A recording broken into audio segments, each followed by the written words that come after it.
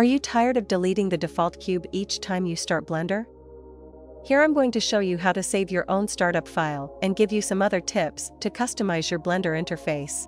As you can already see, my Blender interface looks way more different than what we all are used to see when we first install Blender. If you look around at my interface, the selected items have a complete different color. In addition to that, my whole interface is composed only by the areas I usually need the most.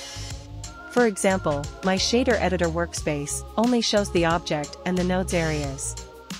I split it in half like this, so that I can have a wider environment to work on by expanding the nodes area.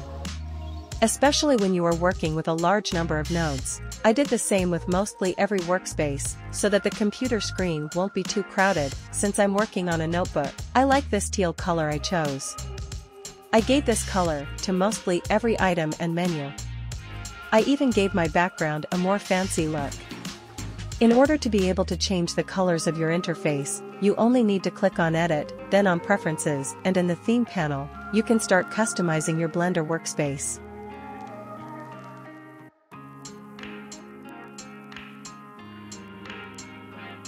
By going through this variety of panels, you can basically change the look of every little thing in your workspace.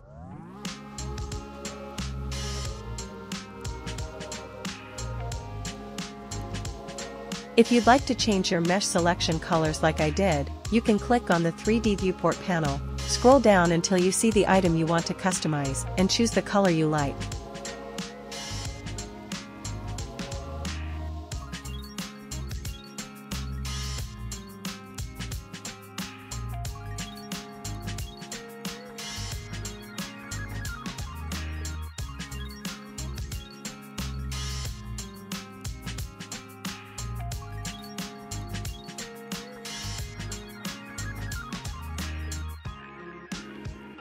For example, I'm changing the color for the selected object and the active one. You can also see the preview by selecting the objects while you toggle your way around it. As for the background, scroll down until you see Theme Space. Scroll down again, click on Gradient Colors, and your background will have its own customized color.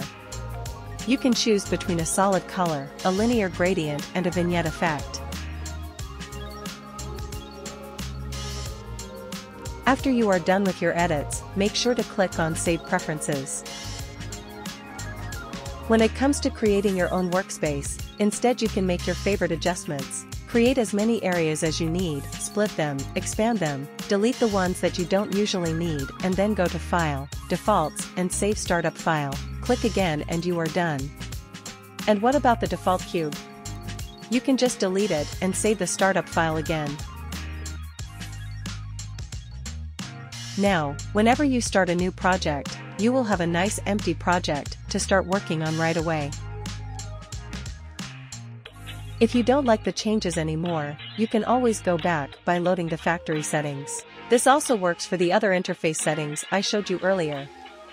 You just need to go to Preferences and load the factory preferences. If you'd like to support me, please leave a like and a comment and subscribe to my channel.